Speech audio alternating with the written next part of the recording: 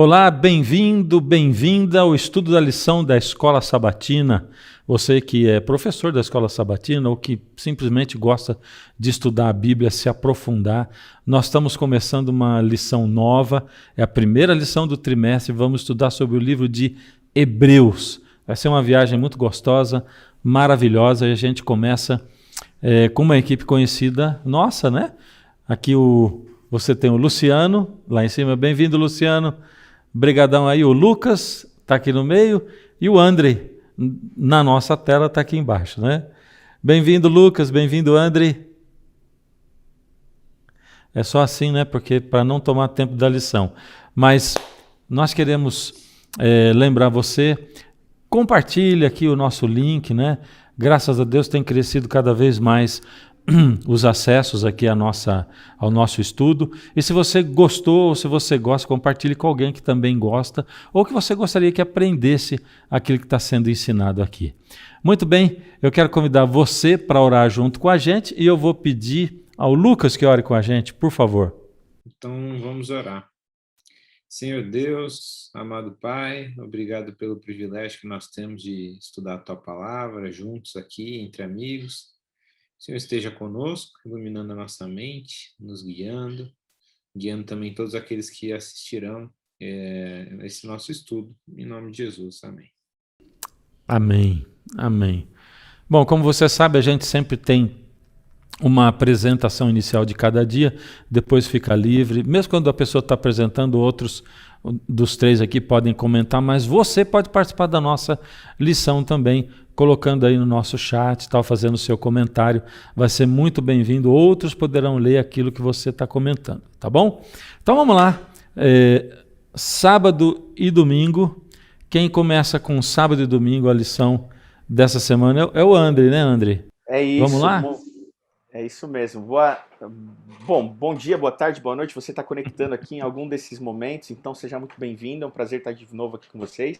E a gente está começando uma nova temporada, né? Uma nova lição que vai estudar dedicadamente, de maneira expositiva, o livro de Hebreus.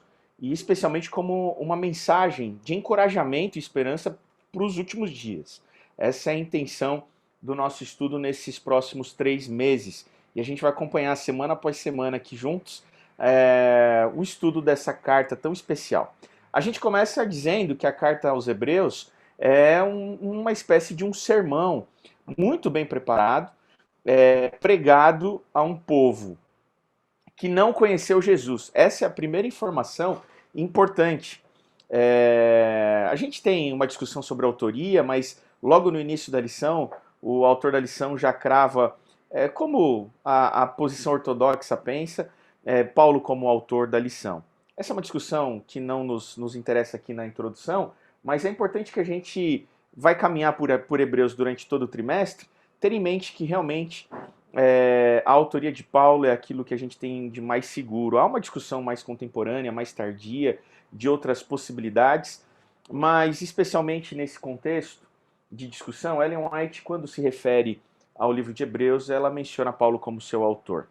Então, a gente acaba ficando com essa posição também, de maneira mais ortodoxa.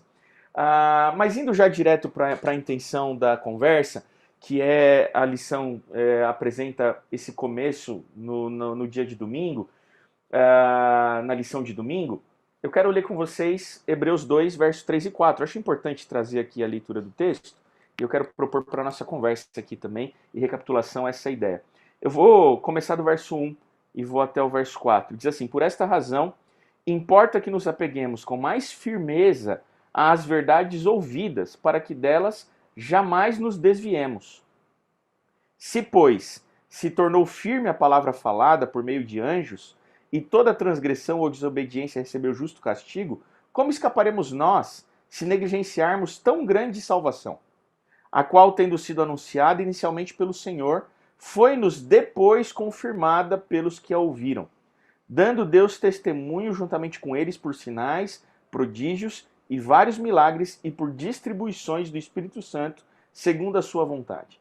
Aqui a gente tem a ideia de uma carta que é um sermão de encorajamento para tempos difíceis.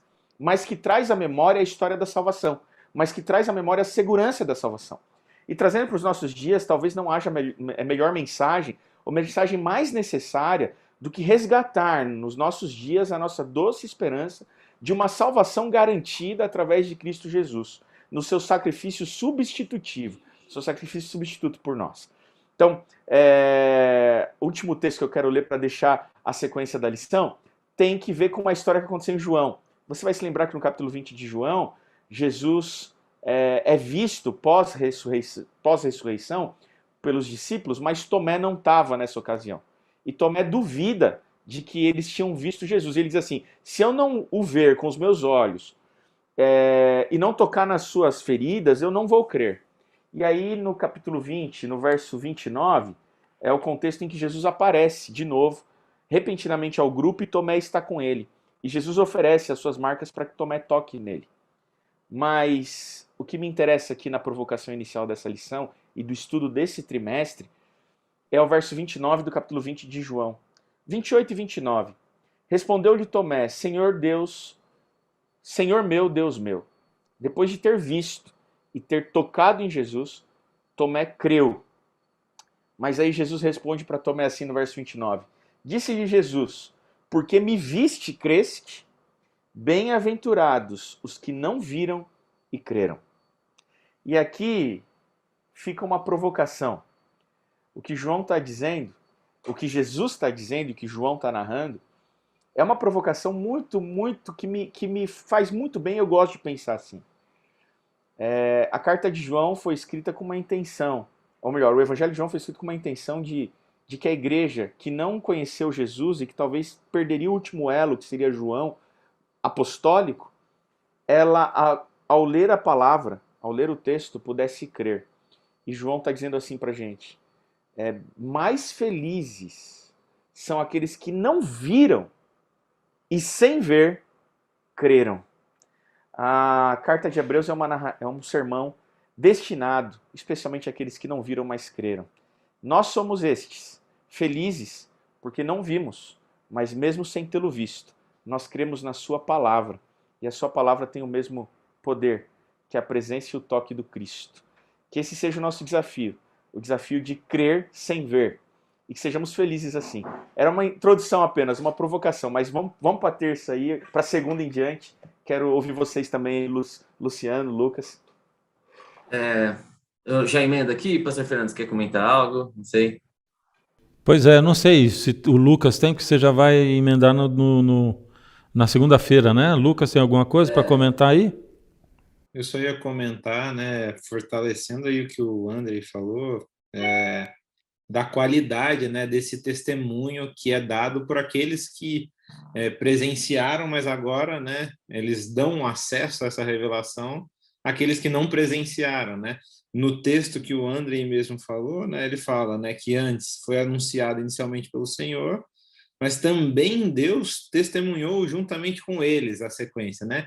Então, esse testemunho, vamos colocar assim, né, terceirizado, né, ou secundário, não é de nenhum modo inferior àquele primeiro, porque Deus juntamente, né, testemunhou tal qual ele mesmo anunciou antes, né? Então, o testemunho tem uma qualidade, né, igual àquela, né? Porque normalmente a gente vai fazer uma diferenciação de revelação, né?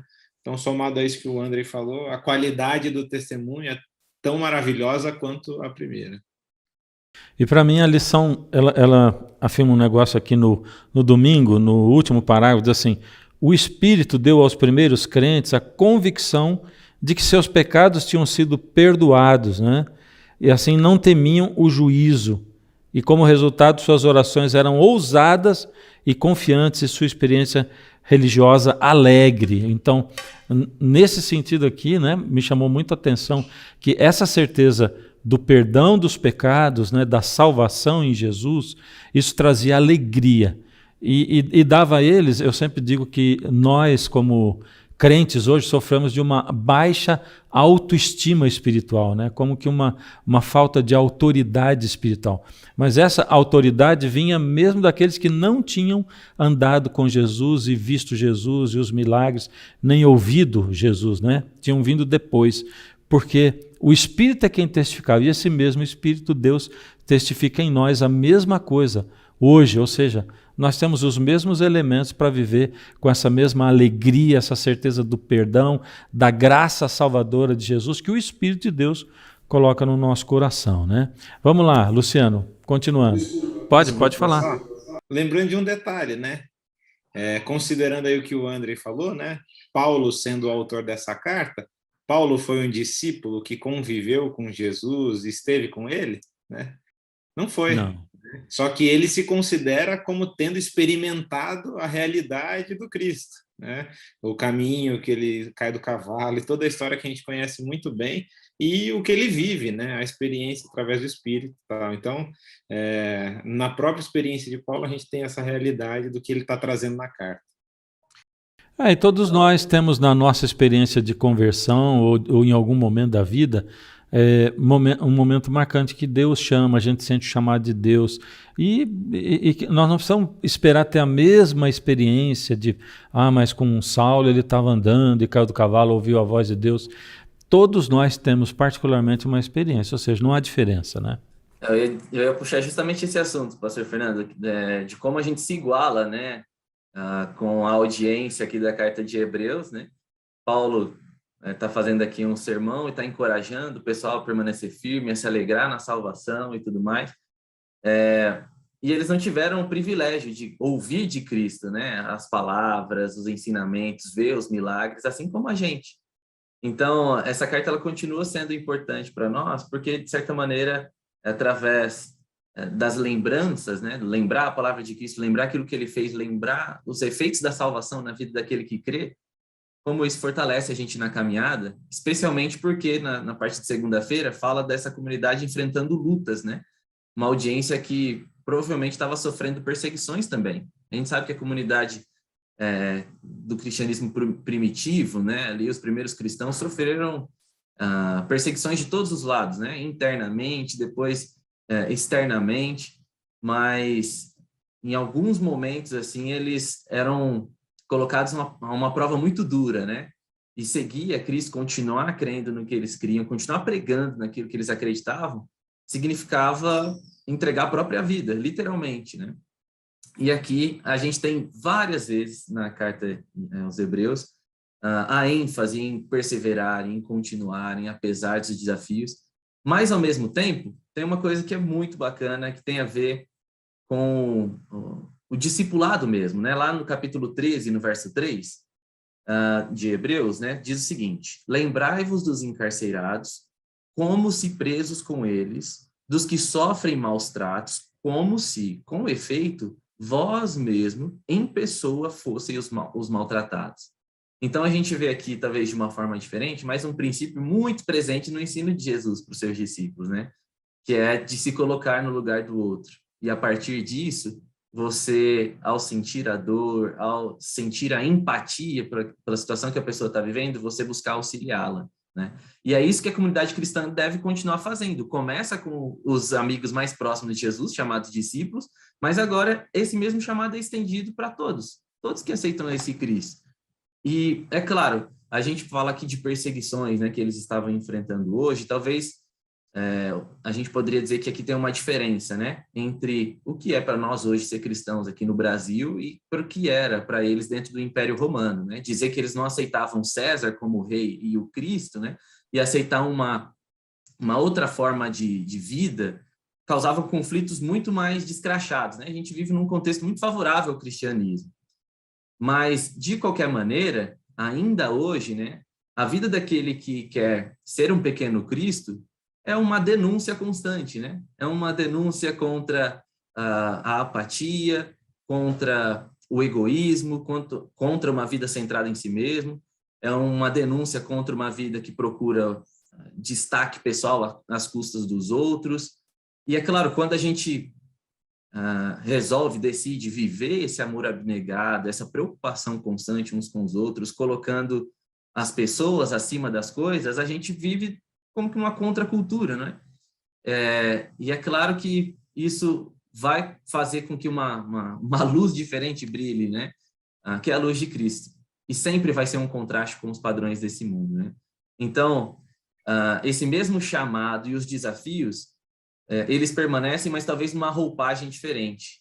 Mas a mensagem aqui da carta aos Hebreus é para que a gente aprenda, mesmo em meio às dificuldades, se identificar com as dores dos outros e procurar servi-los em suas necessidades também, né? Não permitir que essa perseguição, a luta, as dificuldades que a gente enfrenta, faça com que a gente desanime. Pelo contrário, que assim como Paulo, assim como tantos os outros discípulos, outros apóstolos, enxergassem nisso motivo de honra, porque Cristo sofreu também, porque Cristo sofreu por aquilo que ele acreditava, pelo reino de Deus.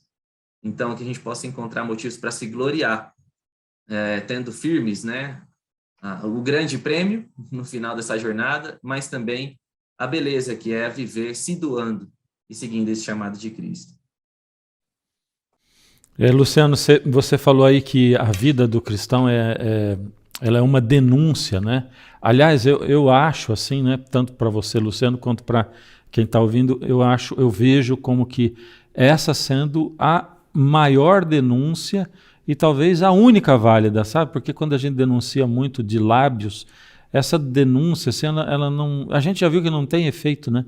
A denúncia que realmente vale é a vida, o sermão que realmente prega é a vida, né? É o testemunho, é o que a gente na verdade. E a lição aqui ressalta uma outra coisa, né? Que é ser desprezado por causa de Cristo ou por causa do nome de Cristo, né? É exatamente aquilo que Jesus fala em Lucas 9, quando ele diz assim, está em Mateus também, né? Ele diz, quem quiser me seguir, vir após mim, negue a si mesmo, tome sobre si a sua cruz. Essa cruz da qual ele fala, fala exatamente desse desfile da vergonha que incluía morrer crucificado, né?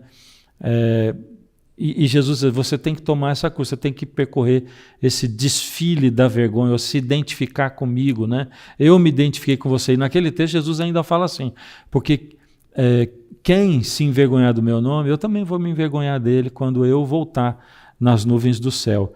E hoje a gente vive uma época onde as pessoas, eu vou dizer assim, principalmente a juventude, né, acaba se envergonhando do nome de Cristo. Muitas vezes diz assim, não é do nome de Cristo, é da igreja, né?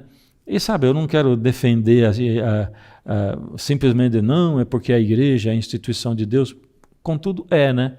Ela eu faço parte dela, você faz parte, ela tem problema porque nós estamos nela, mas a gente só vai conseguir melhorar isso aqui estando dentro e denunciando com a nossa vida, denunciando com o nosso testemunho, denunciando da mesma maneira como os primeiros cristãos denunciavam. Um exemplo, pastor Fernando, disso é lá nas bem-aventuranças, né, quando Jesus se dirige aos discípulos e fala, né, olha, bem-aventurados são os pacificadores, né, e ao mesmo tempo Jesus já está preparando eles, né, olha, vocês vão chorar, mas vocês são felizes, vocês vão sofrer injustiças, mas vocês são felizes, vocês serão felizes, né, no sentido assim de ao buscarem a reconciliação, ao buscarem promover paz, ao buscarem justiça, vocês vão contra a corrente. Não é só no nível das palavras, né? É simplesmente quando você coloca isso como forma de vida, centralidade na sua vida, pronto, você já está destoando, né, do curso natural de um mundo caído, né?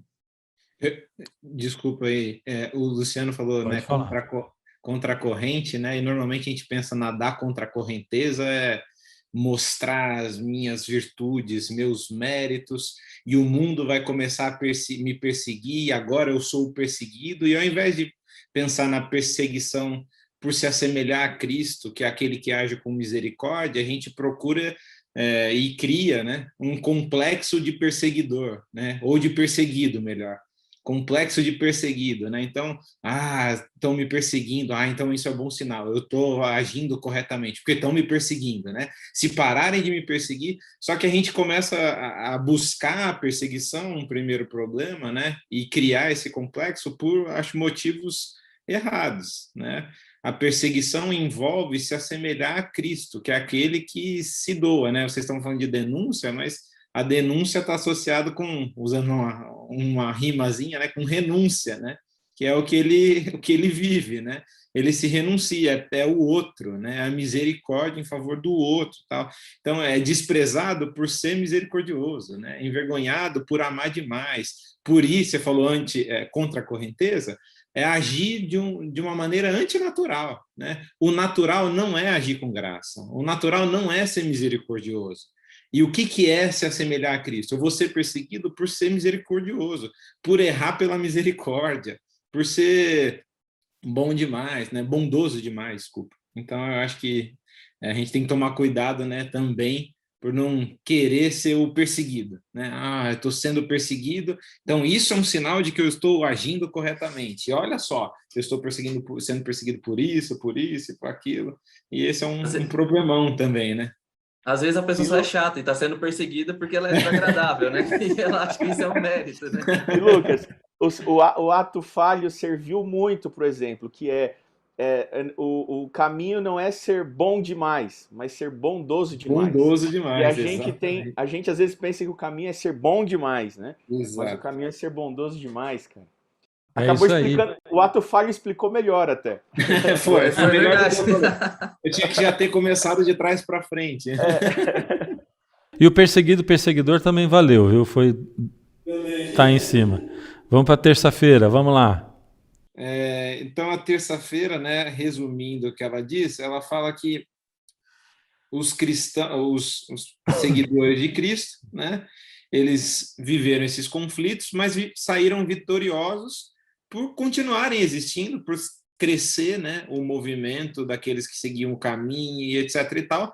Só que com detalhe, né? E eu acho que quando a gente pensa a história, normalmente a gente pensa dessa maneira, né? Com datas pontuais e eventos que marcam transições, como se do nada tudo mudasse, né? E nunca é assim em qualquer evento histórico, né? Aqui a gente vê isso, porque eles veem que continuam crescendo, veem que continuam exitosos, só que por outro lado continuam a ter dificuldades, né? E eu acho que é essa questão, porque normalmente a gente espera que a nossa intervenção ou a nossa ação gere uma mudança total. E isso nunca vai acontecer, né? Nunca vai acontecer. As dificuldades vão continuar existindo. E eu gostei muito do texto que a lição escolheu para falar, para exemplificar a partir do Antigo Testamento, que é um texto que eu gosto demais, uma narrativa que eu sou apaixonado, que é de Elias, né? No capítulo 19. Então, resumindo, no capítulo 18, Elias experimenta o evento do Carmelo, né? Lembrando, profetas de Baal se rasgando para que o desafio que Elias propôs, né, se concretizasse, o fogo descesse do céu, e eles estão lá, Elias caçoando deles, né, caçoando mesmo, zombando. Na sequência, Elias ora, vem fogo do céu, eles destroem, matam vários profetas de Baal logo na sequência, e volta a chover, porque a terra estava com seca. Elias sai, se retira, e no capítulo 19 começa, né, da seguinte maneira: Acabe contou a Jezabel tudo que Elias havia feito, e como havia matado todos os profetas à espada. Então Jezabel mandou um mensageiro a Elias para dizer: que os deuses me castiguem se amanhã a estas horas eu não tiver feito com a sua vida o mesmo que você fez com a vida de cada um deles. Ela fala: então tá. Que os deuses façam comigo, né, o que você fez se amanhã eu não tiver te destruído. E o versículo 3 fala: Elias ficou com medo, levantou-se para salvar a sua vida e se foi e chegou a Berseba, que pertence a Judá. Isso aqui é muito, muito irônico, né? Porque assim, nas narrativas de Elias, né, que vão do 17 ao 19, aqui de 1 Reis, a gente tem algo característico associado a ele, que é um padrão narrativo de comando-resposta, que é assim, Deus pede, o texto não fala mais nada, só fala de Elias saindo e fazendo, né? Isso é um padrão bem incomum e exclusivo de Elias. Deus pede, ele não questiona, nada, ele só faz, o texto só narra ele fazendo, né? E chega aqui e fala que ele teve medo, né? E mais irônico é depois do episódio do Carmelo. E esse início do versículo 3, ele chega a ser cômico, né? Porque assim, o versículo é muito curto, ele tem basicamente 3 verbos em hebraico, né? E ele temer, se levantar e partir, e ele acaba sendo assim, inversamente, né? A ideia é que ele está percorrendo do norte, né, do Carmelo até Berseba, e ele percorre isso em um versículo curtinho, né? O que vai indicar mais ainda o desespero dele de fugir. E a questão é, né, como assim Elias, esse que ora confiantemente, pede para que jogue água no altar, no capítulo 18, e desce fogo do céu, e ele tem certeza que desceria, porque ele tem fé, ele agora está desesperado, fugindo, né? Então, a gente vai lendo a história de Elias e parece que a questão dele envolve, antes de mais nada, a seguinte coisa, que é o quê? Minha pregação não foi bem sucedida, porque o que eu fiz não gerou mudança, por exemplo, em Jezabel. E ela continua querendo me perseguir. E agora, né? Como que eu vou fazer? Né? E ele chega no fim desse início, no versículo 4, capítulo 19, pedir pela morte, né? É melhor morrer porque eu não sou tão bom como meus pais, né? Talvez essa tarefa seja muito grande para mim, não para eles. Para eles poderia ser boa, para mim não, eu não aguento. Então eu não sou tão bom assim.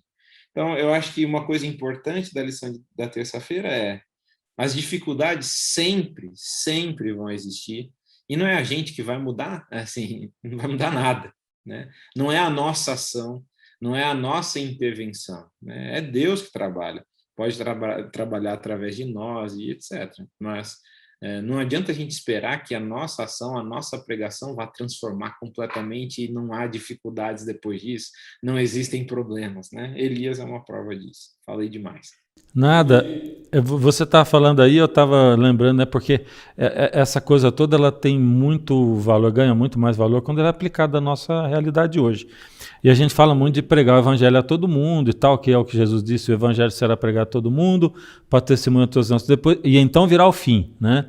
E a gente tem que, à luz disso aqui, entender como é que é essa pregação, porque lá em Colossenses, Paulo dá a entender que o evangelho foi pregado a todo mundo daquela época. Mas você olha o mundo, como é que ele continuou? Ele continuou, olhando do ponto de vista histórico, ele continuou igual, né? E o testemunho que a igreja dava, essa igreja primitiva, era exatamente a denúncia, era a denúncia da renúncia, né?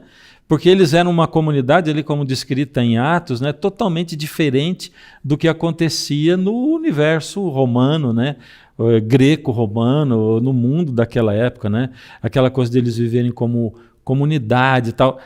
Eu lembro, sempre que eu leio aquele negócio, eu lembro da música do John Lennon, o Imagine. O Imagine, sabe, o John Lennon, ele sonhou um negócio como se fosse impossível, mas aquilo já tinha acontecido no passado, aconteceu lá em Atos. Exatamente o que ele estava dizendo, aquela comunidade ali vivia. Aquilo foi realidade naquela época, sob a bandeira do cristianismo, embora ele imaginou um mundo sem religião, quer dizer, sem barreiras religiosas, né? Então, assim, a gente vê que o que vai ser a nossa pregação a todo mundo hoje? Ela alcança todo mundo, mas qual vai ser o tamanho da mudança? Bom, lógico, depois veio uma mudança onde a gente vê o cristianismo crescendo como uma das maiores religiões do mundo, né? Improvável, porque Jesus tinha morrido, né? Então a gente vê a ação do Espírito Santo, tudo isso cresceu.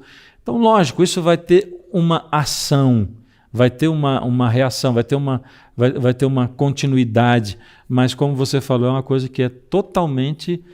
está na mão de Deus, não está na nossa mão. Pode ser que você faça, pregue, dê a sua vida e não veja resultado nenhum logo em seguida, né? Os resultados são alheios, né, ao nosso controle. E isso é complicado. Eu acho que já emendando aqui com quarta-feira, a narrativa, a quarta-feira ela continua usando a narrativa de Elias, né, para exemplificar os motivos ali da carta do sermão da carta aos Hebreus, né? E eu acho que o fator, a palavra que me traz, e daquilo que o Lucas acabou de falar, é encorajamento, né? É encorajamento. O sermão de Hebreus é um sermão de encorajamento para um povo que talvez esteja passando por lutas, como o Luciano falou, lutas por serem perseguidos por tentarem ser Cristo para as pessoas. Lutas de uma estrutura que não era hegemônica, de um cristianismo que não era hegemônico. No Ocidente, nós temos uma espécie de cristianismo hegemônico. Então, é uma espécie de cristianismo hegemônico com uma mania de perseguição, né? Ao menor sinal de resistência à mensagem do cristianismo, esse cristianismo hegemônico se sente perseguido. Quando que, na realidade, lá nesse contexto da carta aos Hebreus, a gente tinha, sim, um cristianismo não hegemônico e que este, sim, era perseguido. E não perseguido porque estava tentando impor a sua visão de mundo de maneira hegemônica e sentindo resistência, mas porque ele era minoria e perseguido na sua tentativa de viver em comunidade a sua visão de mundo cristã. Mas, nesse contexto, a carta vem como encorajamento. E ela diz tudo que vocês já falaram, e aqui me sobra pouco para acrescentar, mas o que eu gosto da narrativa da história de Elias, e a fala do Lucas agora me serviu um monte, pessoalmente, como um sermão para mim, é que a vida ela é feita a vida é agridoce, né? A vida é um agridoce. A gente tem momentos de monte, Carmelo, de fogo descendo, de chuva voltando, e no momento seguinte, a gente tem uma total desconfiança daquele poder que nos sustentou agora. Você consegue entender que Elias teve uma experiência mística com o sagrado, com o mistério. Ele ousou falar em nome de Deus e Deus respondeu. E de repente uma mulher, quem é Jezabel, né? Ameaça ele de morte. Ele fala, bom, agora se tudo que eu tinha em mãos para fazer eu fiz, não resolveu, então o que me resta fazer? E aí você vê uma oscilação que é presente na vida do crente hoje, e não só do crente, mas na vida do ser humano nos dias de hoje. A vida é um agridoce e a gente tem que saber administrar o azedo e os doces da vida. Mas nem sempre a gente sabe administrar. E aí vem uma fala que eu acho que é pertinente dizer aqui. No verso 4 do capítulo 19 de 1 Reis, Elias pede a morte. Ele não aguenta mais, é muito pesado para ele. Ele pede a morte. E eu fico imaginando, nos dias de hoje, o que diriam a respeito de Elias, né? Poxa, Elias, tá precisando orar mais, hein, Elias? Essa depressão aí é falta de Deus, hein, Elias? Porque há uma tendência ainda infeliz de se associar doenças relacionadas à saúde mental com relação com o espiritual. Ou seja, se você está com depressão, é falta de Deus. Se você sofre de ansiedade, é falta de Deus. Se você tem síndrome do pânico, é falta de Deus. O que Elias estava com falta de Deus? Será que Jesus, quando ele diz, Deus meu, por que me desamparaste? Ou quando ele pede para passar o cálice, era falta de Deus? Ele precisava ler mais a meditação diária? E eu preciso dizer que astigmatismo não é falta de Deus. Astigmatismo é falta de um bom oftalmologista e de um bom óculos. Assim como depressão, ansiedade, síndrome do pânico, não necessariamente é falta de Deus, às vezes é falta de um bom psiquiatra, de um bom terapeuta e, se necessário, de bons remédios. E a maneira como Deus encontrou de encorajar Elias naquele contexto foi no final, depois de falar com ele, de aparecer para ele, né, num evento místico também, depois de alimentá-lo, ele alimenta Elias, ele trata Elias, ele adota uma postura terapêutica com Elias. De repente, ele aparece para Elias e depois, no final, ele encoraja Elias dizendo assim, no verso, eu já vou direto pular para o último verso, que é o verso 18. Também conservei em Israel 7.000, todos os joelhos que não se dobraram a Baal e toda a boca que o não beijou. Deus encoraja um Elias que está pedindo a morte, dizendo assim, você não está sozinho, você não está sozinho. E não sou só eu que estou com você, tem mais 7.000 que estão com você. Cara, às vezes tudo que a gente precisa no momento de crise é saber que a gente não está sozinho. É saber que a gente não está sozinho. É por isso que em Hebreus, aí eu cito os textos que são lidos aqui na lição de quarta, eu não vou lê-los, mas é por isso que em Hebreus, o autor de Hebreus, Paulo, vai dizer assim, não deixem de congregar como alguns de vocês estão fazendo. Aqui está a importância da igreja, aqui está a importância de a gente voltar a congregar depois de um período de pandemia, de dor, de miséria. Aqui está a importância de a gente não abandonar o frequentar dos cultos. Qual a razão de existir da igreja? A razão de existir do culto na igreja semanal não é outro, senão também encorajarmos uns aos outros, para que a gente saiba que a gente não está sozinho, que ainda tem mais a gente com a gente nessa caminhada. Essa é a beleza da igreja, essa é a beleza da comunidade dos crentes, essa é a beleza do congregar, do encorajar um ao outro, para encarar o agridoce da vida e dizer assim, meu irmão, não desiste não, você não tá sozinho. Cara, que mensagem para mim essa lição dessa semana. O André, você falou aí de encorajar uns aos outros, né? Essa coisa de igreja muito, muito, muito lindo, muito bacana, é isso mesmo, né? E eu estava me lembrando, toda essa coisa de... Eu tenho uma identificação, eu ganhei uma identificação muito grande com Elias, depois que eu passei por depressão, e ela ainda me persegue, né? É o tempo todo cuidando disso. E antes dela, eu também comecei a ter, né, um encontro místico, no sentido correto da palavra, com Deus, um encontro real com Deus, né? E depois disso aí eu tive a depressão, né? Então foi mesmo essa coisa do Elias, né? E aí eu fico pensando assim, é incrível como que na época do que eu considerava o meu auge espiritual, quando eu pregava, as pessoas ficavam olhando para mim assim com um monte de interrogação na cabeça, e eu sentia claramente as pessoas dizendo assim, puxa, aliás, algumas até verbalizaram para mim, puxa, eu queria conseguir ser tão bom quanto você, tão puro, tão santo quanto você, eu gostaria de conseguir fazer tal e tal como você. Né? Uma das coisas foi controlar o peso, por exemplo, antes, né? E que depois da depressão também tive dificuldade. Contudo, depois da depressão, quando eu compartilho esse assunto com as pessoas, eu vejo que é diferente, porque as pessoas, eu me vejo fortalecendo as outras pessoas através da minha fraqueza, porque quando eu compartilho a minha fraqueza, as pessoas dizem assim, puxa vida, você também teve isso, você também foi assim, então eu também entendo que Deus age através de mim, sabe como é que é? A gente fortalece as pessoas mais na fraqueza do que quando você tem só histórias mirabolantes para contar, né? Ou só uma coleção de vitórias. As vitórias encorajam, mas as derrotas também encorajam os outros, né? Isso é muito, muito, muito interessante, né, em relação à história de Elias, porque a gente lendo 19, né, 1 Reis 19, a sensação é de que Elias, ele está com sim um complexo de perseguido. Nas respostas que ele dá a Deus, né, ele fala, só eu permaneci, tenho sido zeloso, tal. E Deus só responde para ele perguntando, Elias, o que você está fazendo aqui? Né? Então, em outras palavras, né, e conclui com o que o André falou, tem mais 7.000, você não está sozinho. Então, você não é o único.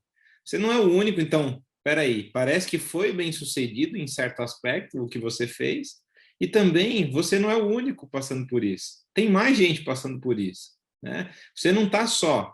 Né? Volta e continua. E aí faz todo sentido, à luz da lição aí, esse paralelo com Hebreus, porque o início, né, desse povo que se dizia seguidor de Cristo não era o povo de um lugar, né? Então, o povo não era conhecido como o povo daquele lugar a ser alcançado. Ele é o povo do caminho, né? É o povo do caminho.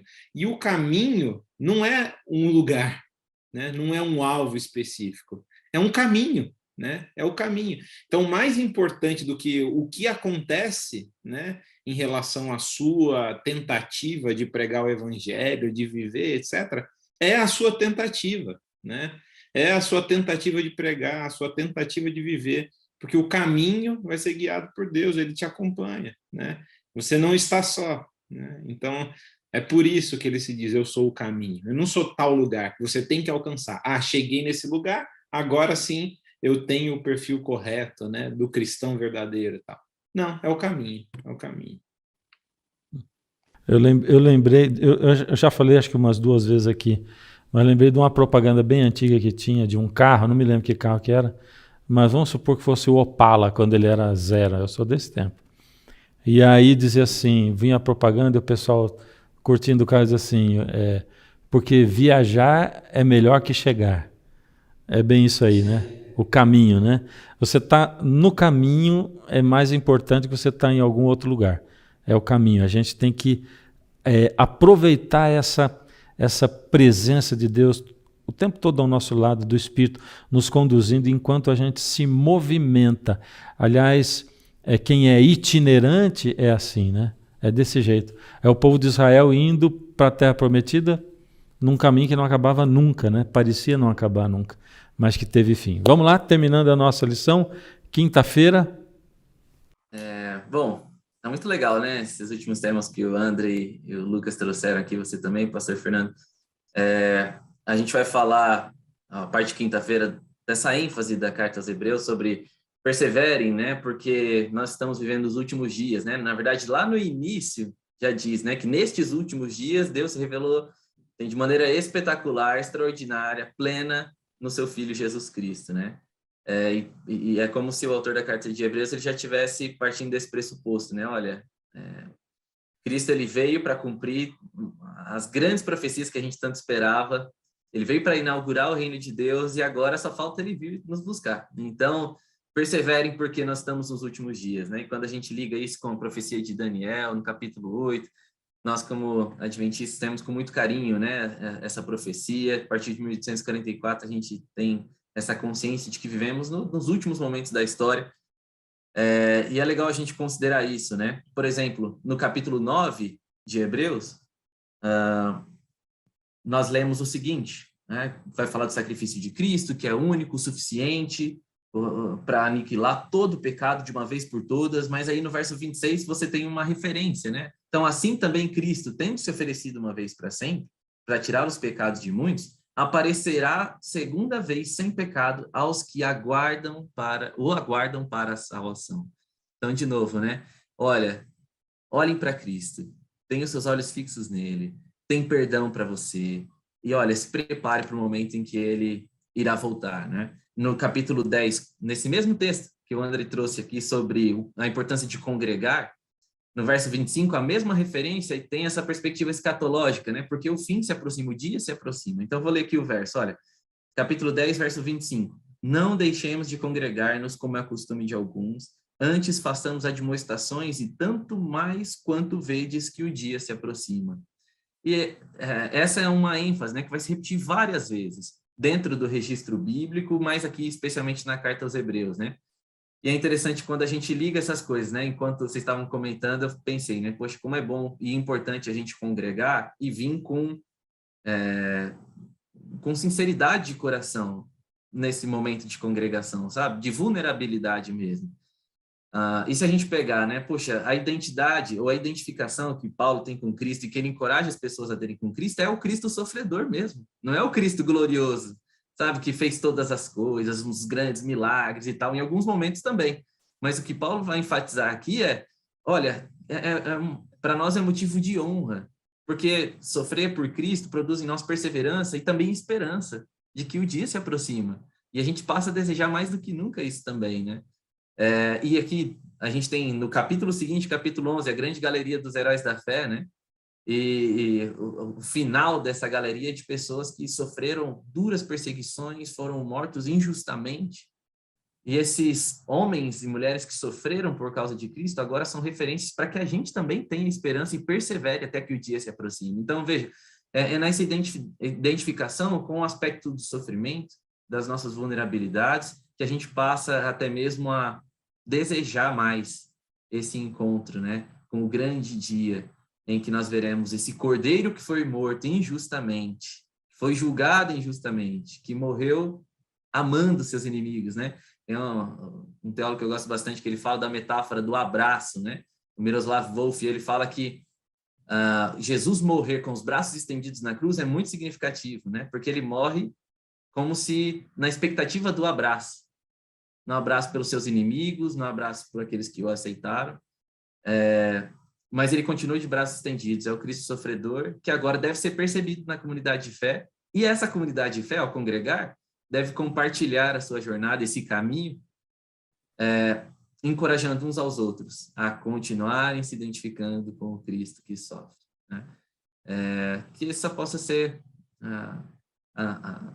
que isso possa ser motivo de constante lembrança para nós também, para a gente volver os nossos olhos para o dia que se aproxima, para o momento em que nós teremos a grande recompensa verdadeira e fiel, né? não é os resultados da nossa pregação, não são os números, mas é o encontro com Cristo e todos aqueles que o Pai atraiu para Ele mesmo. Que maravilha. Alguém quer comentar alguma coisa? Silêncio no arraial? Mas é isso mesmo, né? Encerrando aqui a nossa lição, vou pedir para cada um dizer aquilo que leva, tá bom? O que você leva desse estudo aqui dessa semana? Fala aí em 1 minuto o que você leva, o que marca para você.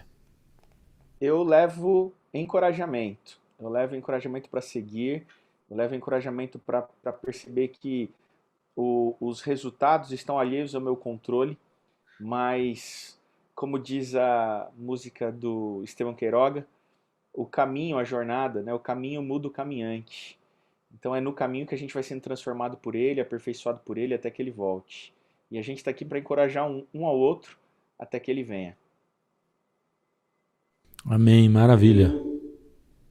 Vai lá. Eu levo, acho que a grande valiosidade do testemunho ouvido, né?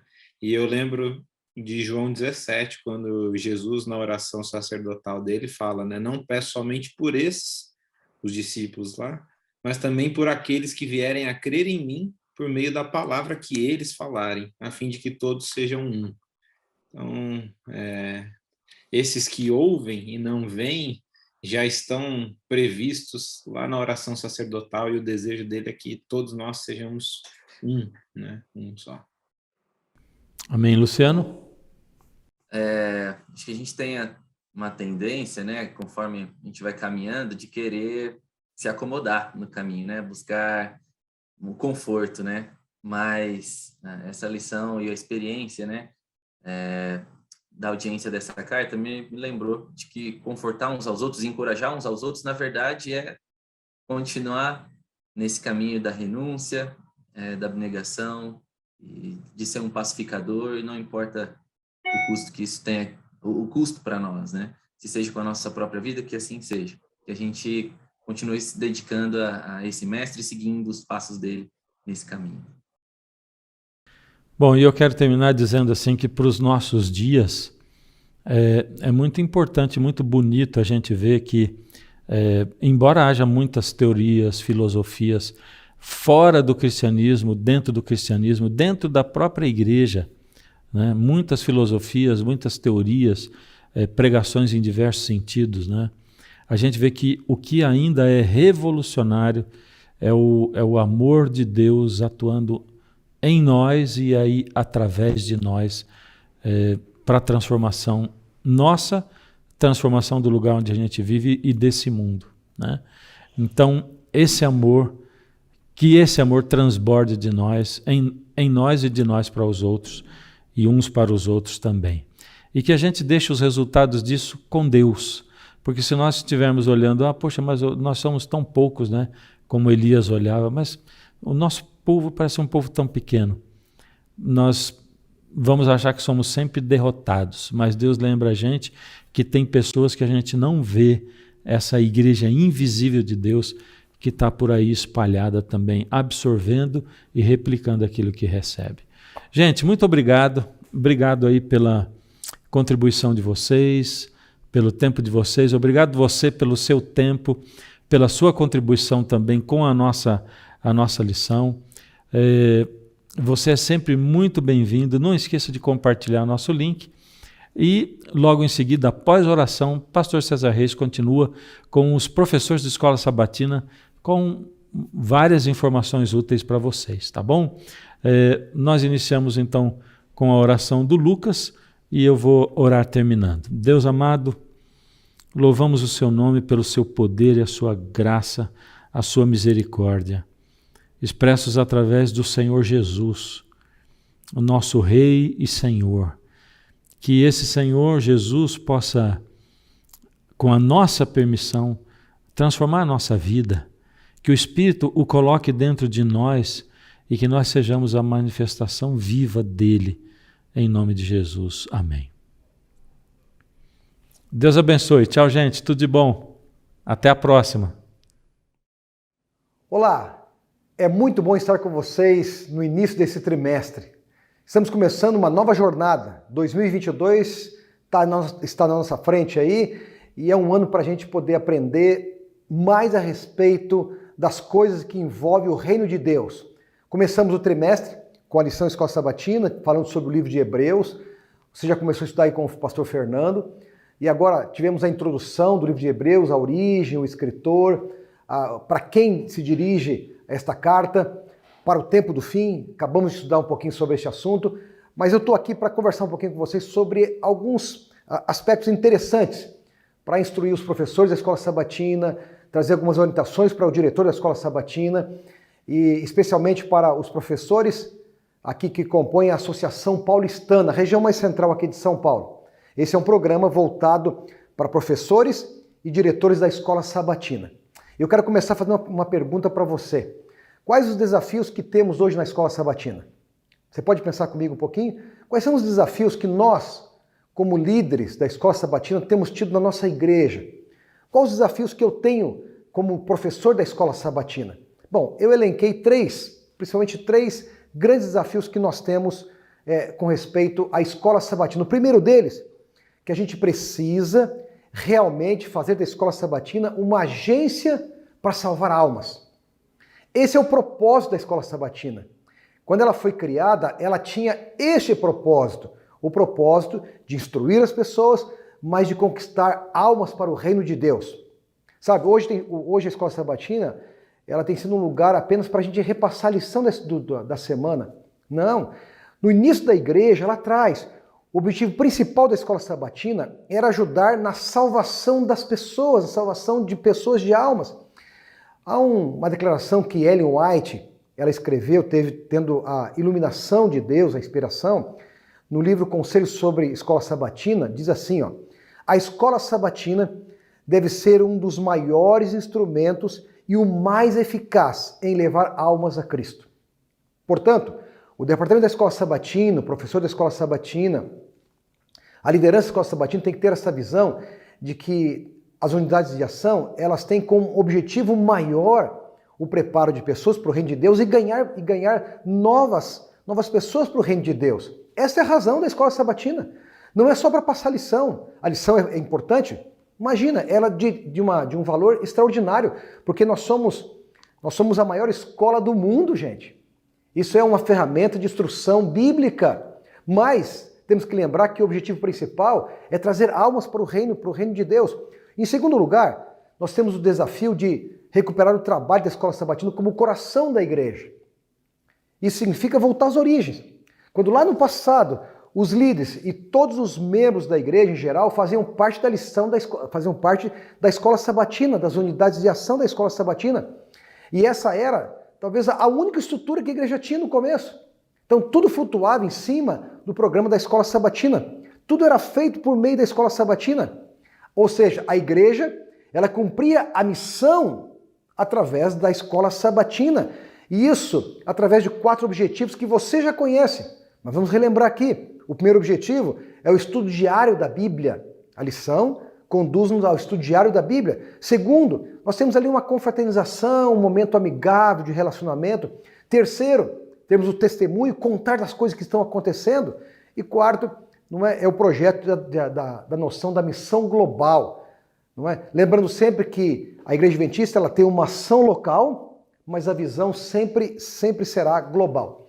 E em terceiro aspecto, um dos nossos grandes desafios, não é a gente desafiar você, professor, a não estar satisfeito apenas em promover o estudo da lição ou a assinatura da lição da Escola Sabatina, ou somente repassar a lição uma vez por semana. Não.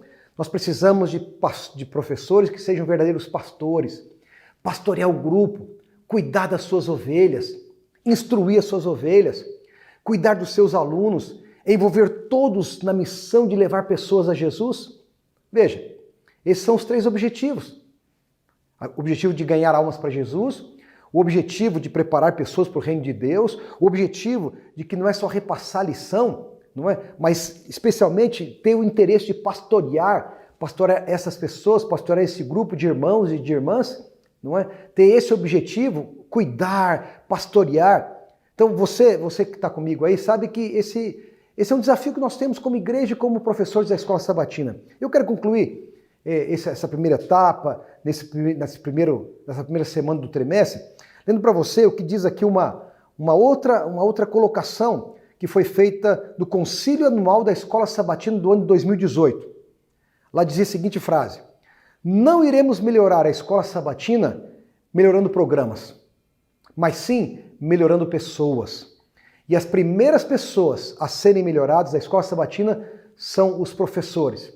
Nós estamos aqui, professor e professora, para orientar você, para te animar nessa tarefa, mas lembrando que você é professor e professora, vocês são os pastores que cuidam das ovelhas, pastoreando os membros de nossas igrejas através das unidades de ação. Deus te abençoe, tenha uma semana feliz ao lado de Jesus.